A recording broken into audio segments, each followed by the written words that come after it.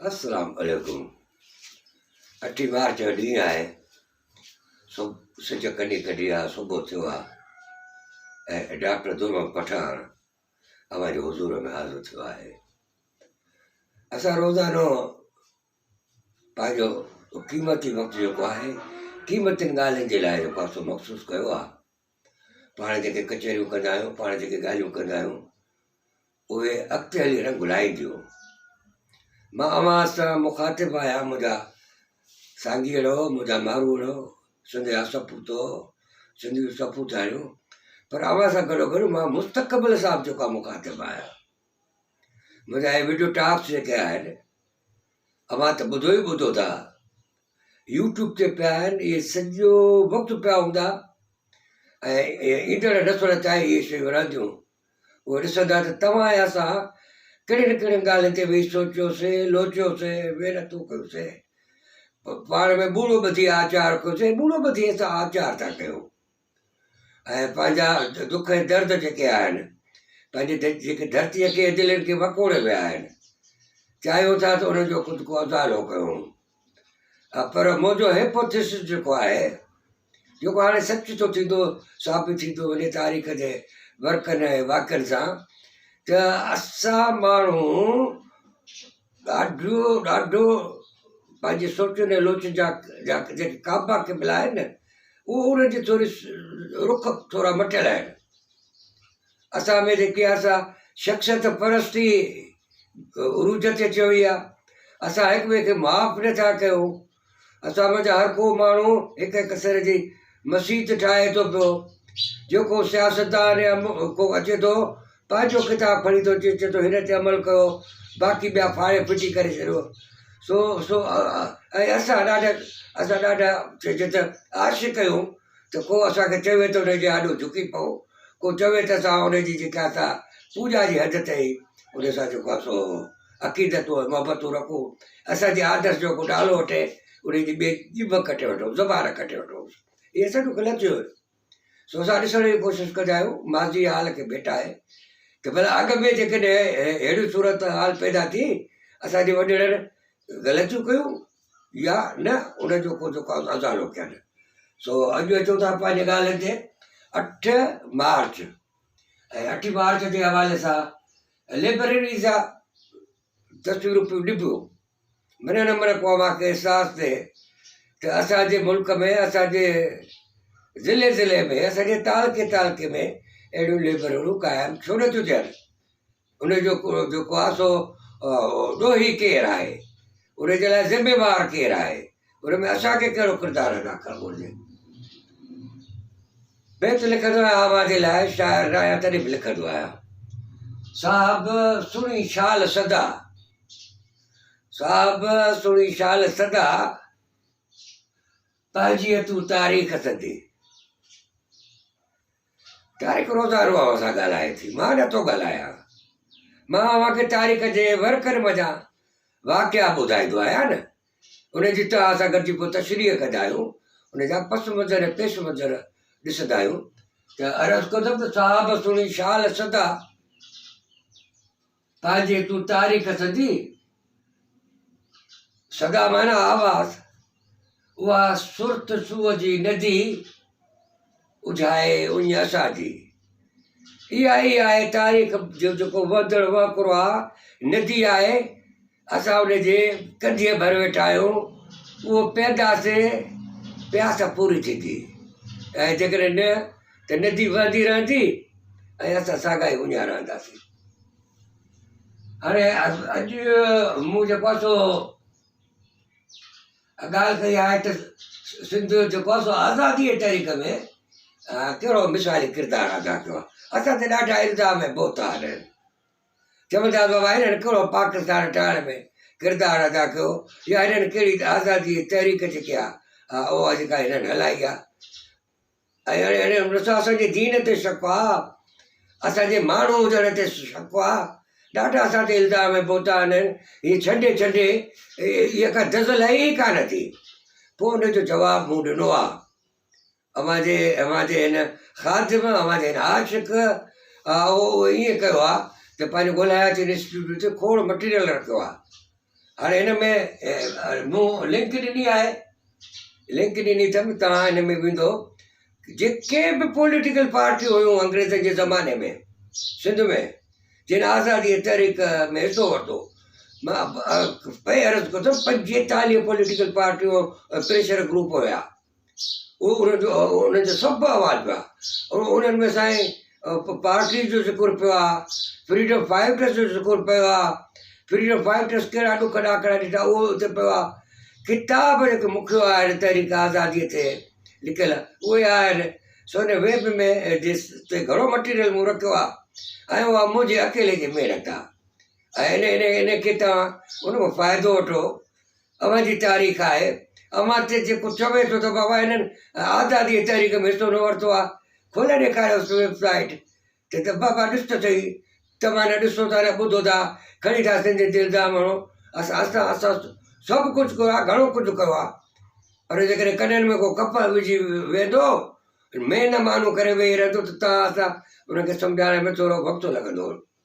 सो साईं हाणे अचो था पंहिंजे 8 मार्च ते पहिरियों ॾिसंदा आहियूं पंहिंजे विलायत ते वफ़ात जी तारीख़, ऐं अॼु तमामु वॾा वॾा नाला आहिनि, वॾनि माण्हुनि जा नाला आहिनि।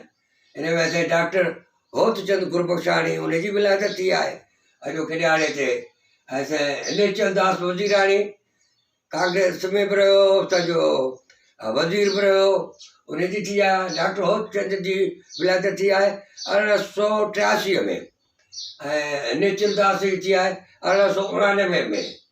ऐं हाजी महमूद ख़ादिम हालाई यार रहियो मूंसां कचहरियूं थियूं उन जूं, कांग्रेस में बि रहियो, तहरीक आज़ादी में हिन पंहिंजे अख़बार जो भरपूर जेको आहे इस्तेमालु कयो, ऐं उनजी जेका असां विलायत अॼु कोन्हे को असांजो गुज़ारियो आहे। मरहूम इनकाब शेख अलाए केतिरा आहिनि चइजे त मुसवर पैदा कया, उन भले अजीब इंसान जी विलायत जी तारीख़ आहे अॼु 1914 में उनजी थी आहे। साहिर लुधियानवी मशहूरु शाइर आहे, उनजी विलायत थी आहे असांजो 1921 में। बेगम मुमताज़ राशिदी, अलीम शाह राशिदी घरवारी, ऐं उनजी विलायत थी आहे अॼोके ॾियारे ते असांजो 34 में। तमामु हिकिड़ो रिसर्च स्कॉलर टाइप जो हुनजो एप्रोच हूंदो लिखण में, ऐं ॾाढो सुठो लिखई, जो थोरो लिखे पर बहितरीनु लिखे। मासूम हालाई आहे, शाइर आहे, उनजो जनमु थियो आहे असांजो 1935 में। ऐं विष्णु मेहताणी ॼाओ सिंध में, पोइ वञी उल्हासनगर में रहियो, शाइर हो, ऐं उनजी विलायत थी आहे 1937 में। टीकम भावनाणी आहे, लेखक आहे, उनजी विलायत थी आहे असांजो 43 में। साईं ॼेठो लालवाणी कंडियारे वेठल हो, पोइ वञी वेठो डॉक्टर थियो, ऐं ॼेठो लालवाणी साम्हूं घणो खटो किताबु तरई, हिन मुंहिंजो हुते किताबु छपराइण में पंहिंजो वॾी महिनत कई। ऐं ज़िंदा माण्हुनि वञा जिन ते PhD थियनि थियूं, हिन ते बि PhD थियल आहे डॉक्टर ॼेठे लालवाणीअ ते। सो साईं बशीर अहमद मिल्ला आहे, सुगड़ा जो मूं ज़िक्र कयो आहे त हे ॼावा 1950 में मूं जॾहिं सिंध सुगर संगत ठाही, खोड़ सिंध जा सुगर मुंहिंजे वेझो आया, ऐं हे उन्हनि में हिकिड़ो आहे। ख़्वाजा ज़ुल्फ़कार आहे, शाइर आहे, 1965 में उनजी विलायत थी आहे। अदल सोलंकी मेरापुर जो आहे, ऐं लेखक आहे, 1966 में ॼावा। कदीर शेख आहे, लाड़काणे जो आहे, जनमु थियो अथसि 1967 में। साईं तंहिंखां पोइ लाल ॾिनो प्रेमी शर हेब सुगर हो, सुगर आहे, ऐं हिनजी विलायत थी आहे असांजी 1972 में। गुलाम मुस्तफ़ा सोलंकी ॾाढो एक्टिव आहे, ऐं ॾाढा फंक्शन कराईंदो आहे, ऐं ॾाढो माण्हू जो मान ऐं क़दुरु कंदो आहे, ऐं हिनजी विलायत थी आहे असांजी 76 में। शाइर प्रेमी सईद मलगाणी, हिनजी विलायत थी आहे 1981 में। अॼु जिनजी वफ़ात थी आहे हुन शाइर आहे अब्दुल लतीफ़ भट्टी, हाला जो हुयो। असांजे मौलाना मोहम्मद कासिम ॻड़ी यासीन जो तरीक़ा आज़ादी में हिसो वरितई, ऐं साईं उन खां पोइ जेको आहे सो वॾो आलिमो पंहिंजे दौर जो जान मोहम्मद अज़फ हालाई हाला जो शाइर हो, उनजी वफ़ात थी आहे 79 में। ऐं साईं कृष्ण चंद जेके सिंध में बि घणो पढ़ियो वियो ऐं अफ़साने निगार नाविल निगार, उनजी जेके असां वफ़ात जो की तारीख़ ते 77 में थी। खमीसो ख़ान हो अलगोज़े नवाज़ ऐं दिलि जो दौरो पियो सॼो की तारीख़ ते 1983 में उहो असांखां जेको आहे सो जुदा थी वियो। साईं इहे असांजा थिया। हाणे अचूं था पंहिंजे कुझु वाक्यनि ते। इन्हनि वाक्यनि मंझि जेको आहे सो तव्हांखे मूं ॿुधायो त जॾहिं सिंध जूं हालतूं ॾाढियूं अबतर हुयूं, अंग्रेज़ जेके आहे हाथीअ वांगुरु सॼे सिंध में पिया फिरनि ऐं सिंध ग़ुलाम थियण वारी माण्हू इहे चओ त हैरान ऐं परेशान आहे त इन ॾियारनि में तक़रीबन इहे ॾियारा था थियनि वञी 1942 43 इन्हनि जी 43 शुरूआत में जाबलू कबीला ईंदा हुआ सिंध में लुटे फुरे वरी भॼी हलिया वेंदा, छो त हुनखे चेक करण वारो कोई कोन हो। पर जॾहिं वरी अंग्रेज़नि जो ज़मानो आयो, असांजा वॾड़ा ग़ुलाम थिया, त पोइ हो त हिरियल आहे न जाबलू कबीला, पोइ उन्हनि कंहिंखे पकड़नि, कंहिंसां विढ़िया, कंहिंसां कंहिंखे मारियनि। पोइ हिननि कानून ठाहियूं त भला हिननि खे जेकॾहिं इदोहारी आहे, हिन जा जेकॾहिं क्रिमिनल्स आहिनि त हिनखे सज़ा ॾियण सां कुझु कोन थींदो, हे मुड़दा कोन थिए जेकॾहिं पहुतरियो आहे त हिननि खे पंहिंजे इज़त सां ज़िंदह रहण जो जेको आहे असां को माहौल पैदा करे ॾियूं। पोइ हिननि कानून ठाहियूं, हैदराबाद में ठाहिया आहिनि हैदराबाद ज़िलो, साईं तंहिंखां पोइ लाड़काणे में बि ठाहियूं आहिनि, शिकारपुर में असांजो जेकबाबाद में बि ठाहियूं आहिनि। त उन हवाले सां जेको आहे सो लिखा पढ़ा थींदियूं रहंदियूं। हाणे अॼु जेको आहे 1949 जो जेको आहे उहो आहे साल आहे ऐं 8 आहे मार्च जी, त जेकबाबाद उनखे उन ॾियारनि में अॻे चवंदा upper Sindh, upper frontier Sindh, उन ज़िले जो नालो हूंदो। हाणे हिन सिफारिश कई आहे, पारत कई आहे असांजे कमिशनर खे त साईं नाला थो ॾसे दरिया ख़ान जखराणी, जमाल ख़ान डोमकी, सुलेमान ख़ान, भूलल ख़ान जखराणी, की साईं हाणे हिननि खे तव्हां महिरबानी कयो, हिननि खे ज़मीनूं ॾियो त इहे ज़मीनूं आबाद कनि ऐं उन सां गॾोगॾु हिन सिंध जे मुआशिरे जो हिकिड़ो अटूट हिसो बणिजी पवनि। हाणे ॼण हिकिड़ा तज़ाद आहिनि, इख़्तिलाफ़ आहिनि, पोइ सिंध में ख़ूबी आहे त उन्हनि खे पाण में दम करे वठंदी ऐं तव्हां महिरबानी कयो हिननि खे ज़मीनूं ॾियो। माना अॼोके ॾींहं ते जेकबाबाद जो जेको आहे सो कलेक्टर जेको आहे उहो लिखे थो पियो कमिशनर खे। 1917 आहे ऐं साईं हुन में आसाराम पमनाणी वॾो नालो सियासत में बि समाजी कम बि कयईं। हिन रोहड़ीअ में पंहिंजी जेको आहे सो NGOs बि क़ाइमु कई। अॼोके ॾियारे ते हुन NGO में हुन लाइब्रेरी जो वधीक इज़ाफ़ो कयो।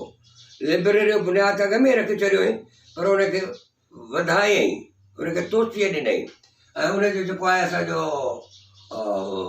इफ़्तिताह कयो मेटाराम सजा सिंह।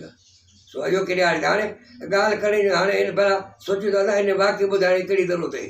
वाक़ई ॿुधाइण जी ज़रूरत इहा ई त असांजे सिंध जे समाज में तब्दीली कीअं अचणु लॻी। हुननि पंहिंजे इंस्टीट्यूशन्स खे ऐं पंहिंजे NGOs खे क़ौमी मफ़ाद जे लाइ, सिंध जे समाजी मफ़ाद जे लाइ कहिड़े हिसाब सां कमांदो, उते जेको आहे सो हिननि माण्हू जेके लाइब्रेरियूं क़ाइमु कयूं या जेके शेवा मंडलियूं क़ाइमु कनि उहे रुॻो नाले जूं कोन हूंदियूं। ठीकु आहे जेकॾहिं हिंदू हुया ऐं त हिंदुनि जी बि ख़िदमत कनि त मौक़ो मिलंदो त मुस्लमान जी ख़िदमत बि जेका असां करे वठंदा। सो अॼु हुनजो थियो आहे इफ़्तिताह साईं। 1919 आहे 8 मार्च ते सेंट्रल लेजिस्लेटिव काउंसिल में रिवोल्ट एक्ट जेको उन ते बहस पियो हले त वरी हाणे असेंबलियुनि में ऐवाननि में इहा एक्टिविटी असांजे कानून साज़नि जी, वरी गिटियुनि में रोडनि में रस्तनि में जेको उन रिवोल्ट जे ख़िलाफ़ बाहि पई भरे, माण्हुनि जा जुलूस आहे, माण्हुनि जा जलसा आहे, माण्हुनि जा एहतजाज आहे। सो रिवोल्ट एक्ट जेको आहे सो गुलायत इंस्टीट्यूट जे वेबसाइट ते सॼो पियो आहे। ऐं उन में ईअं हुयो त ॼणो सरकार खे वधि में वधि इख़्तियार ॾियणा कि जेको सरकार अखियूं कढी ॾिसे थो उन जूं अखियूं कढी सघे। ऐं उन में हुननि रिवोल्ट एक्ट जी जो रखियो हुयो त जेके साज़िशूं कोशिशि थियनि उन्हनि जो जेको आहे सो सदेबाब करिणो आहे। साज़िशी कोशिशूं कोन हुयूं, पर जॾहिं कर पियो खणे क़ौमियत कर पई खणे ऐं अंग्रेज़ दुश्मनी कर पई खणे त उन कर खे कंधे खे झुकाइण लाइ हिननि कारो कानून जेको पास कयो। सो अॼु उन ते बहस पियो हले। ऐं ॿाहिरि हिंद तोड़े सिंध में गिटियुनि में रोडनि में रस्तनि ते जेको सो माण्हुनि जा हंगामा हुला एहतजाज आहे कि रिवोल्ट एक्ट जेको आहे पास न थिए। 1931 जो आहे असांजो हुन में साल आहे ऐं तहरीक हले पई कांग्रेस जी हुकूमत जे ख़िलाफ़। ऐं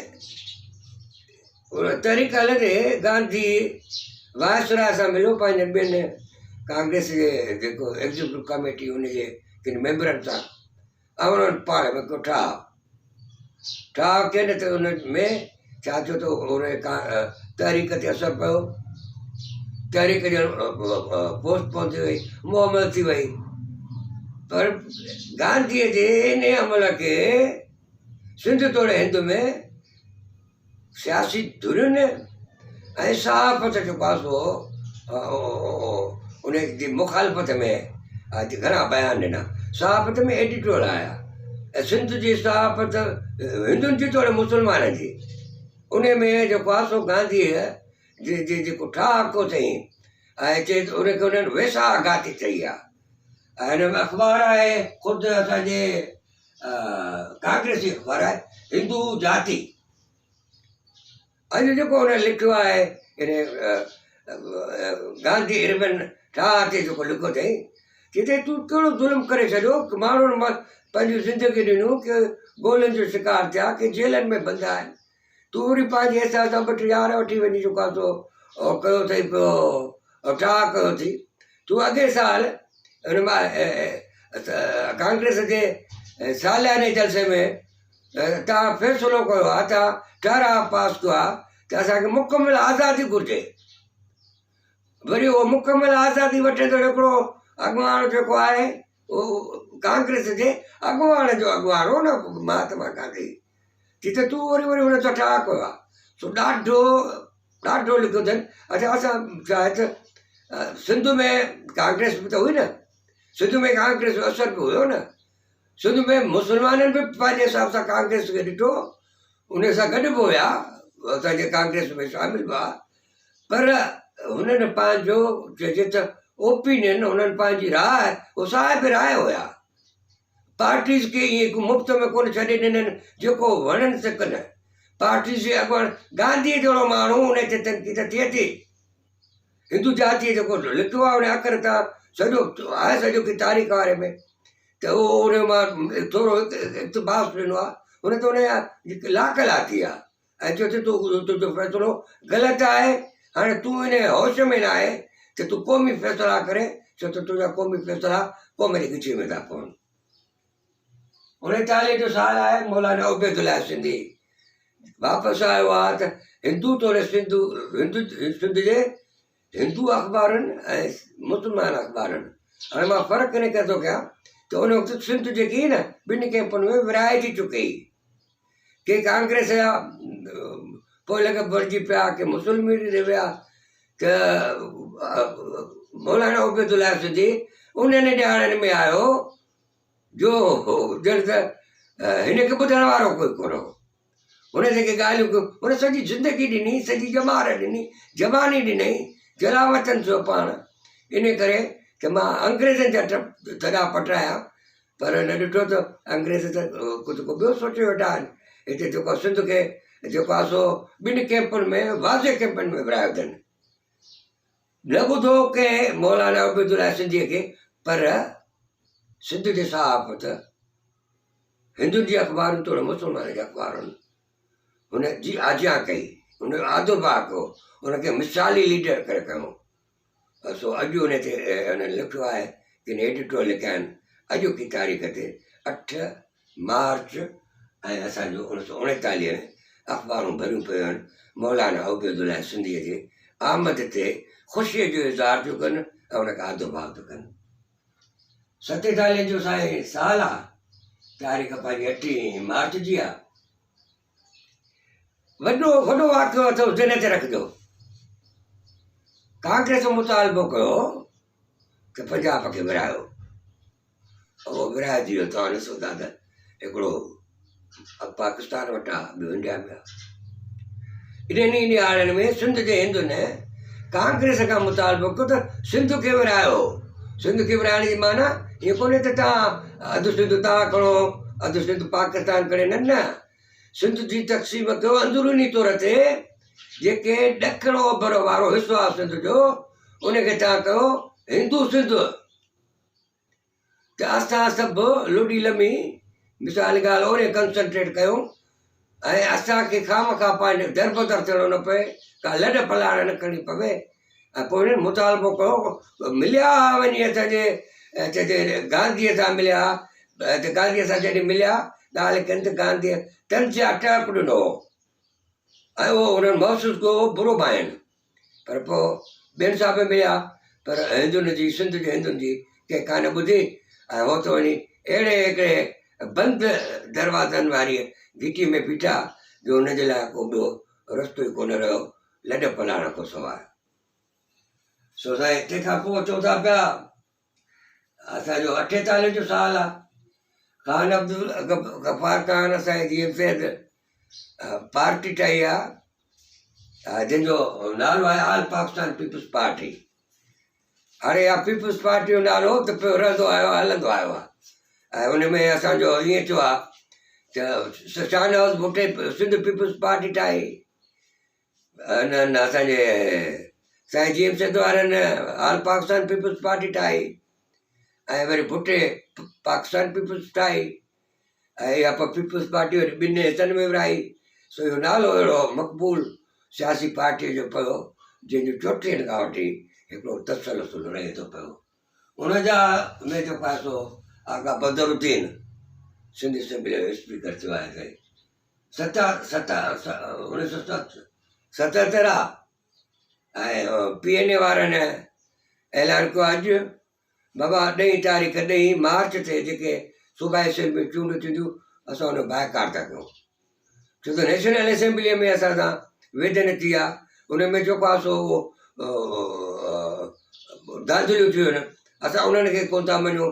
वरी जेकॾहिं 10 मार्च ते असां असेंबलियुनि में जॾहिं थींदासीं असांजो लड़ंदासीं असेंबलियूं चूंडूं, त पोइ त इहो असांजो जेको मौक़ुफ़ु आहे उहो तबाह थींदो। तंहिं करे असां हुननि ऐलान कयो त असांखे जेको आहे सो न आहे हिन असेंबलियुनि में शरीक थियणो ऐं असां चूंडनि में न वेंदासीं, न थींदासीं। अॼु वॾो वाक़ियो थियो आहे असांजो त उते तव्हां ख़बर आहे त हितां जहाज़ अॻुवा करे विया हलिया असांजो अफ़गानिस्तान। उते पाकिस्तान जो हिकिड़ो वफ़द ॻाल्हियुनि जे लाइ वियो। पोइ साईं कुझु ॿार ऐं कुझु मरीज़ ऐं कुझु माण्हू हुननि छॾिया, ॻाल्हियूं नाकाम थियूं। अॼोके ॾियारे ते ईअं थियो त असांजो हुन जहाज़ खे उतां अफ़गानिस्तान मां उॾाए वञी चइनि था हल बाबा दमश्क, त उन करे वठी विया। ऐं पोइ हिते पाकिस्तान में ऐं ख़ुशूसन सिंध में हुनजो रद्द अमल थियो। सरकार जेको आहे सो पीपुल्स पार्टी असां में ईअं सोचियो त वॾे पैमाने ते उन्हनि जूं जेके सो गिरफ़्तारियूं करायूं अथई। 92 साल आहे सिंधी अदब संगत रखे करे जी ॻाल्हि कई आहे त उन्हनि में चूंडियूं थियूं। इर्शाद सोलंकी सेक्रेटरी थियो आहे, सईद गज़लफर राजा उहो जेको जॉइंट सेक्रेटरी थियो आहे, मुख़्तियार घुमरो उहो ऑडिटर थियो आहे, खज़ांची थियो आहे, ऐं कमर भुट्टो आहे उहो काउंसलर थियो आहे। तो मां इहो वक़्तु विञाइण खां सवाइ वाक़ियो अर्ज़ु कयां, अवां पंहिंजूं इहे किरानालॉजिकल डिक्शनरियूं वाक़ियाती तारीख़ पंहिंजे पंहिंजे शाखे लिखी सघो था। कुझु न कुझु कमु कयो त असां तव्हांजा इहे कम पोइ अॻिते लिखी जॾहिं गॾु थींदा त सिंध जी उहा पोइ मजमूई हिकिड़ी तारीख़ मुरतब थी वेंदी। ऐं असां मां कल्ह टोॾाणे में लफ़्ज़ चया, अदा अचो नंढियूं नंढियूं पंहिंजूं इंसाइक्लोपीडिया ठाहियूं ऐं पोइ सुभाणे इहे सभु दुनियादार खे कमु ईंदियूं, असांजे नए नसुलनि खे जेको आहे कमु ईंदियूं। सो साईं मुंहिंजा हिन में जेको आहे सो इहो आख़िरी वाक़ियो जेको इहो आहे, सो अवां हिकिड़ी ॻाल्हि यादि रखो, मूंखे ॿुधो ख़्याल सां, मां मुंहिंजो ख़ादिम आहियां, दोस्त आहियां, भाउ आहियां, ऐं मुंहिंजी तमन्ना आहे त अवां असां गॾिजी करे अहिड़ो को वॾो कमु कयूं जंहिंमें जे असां सुभाणे असांजा नवां नसुल असांजी तारीफ़ कनि, ऐं उहो कमु अवां करे सघो था।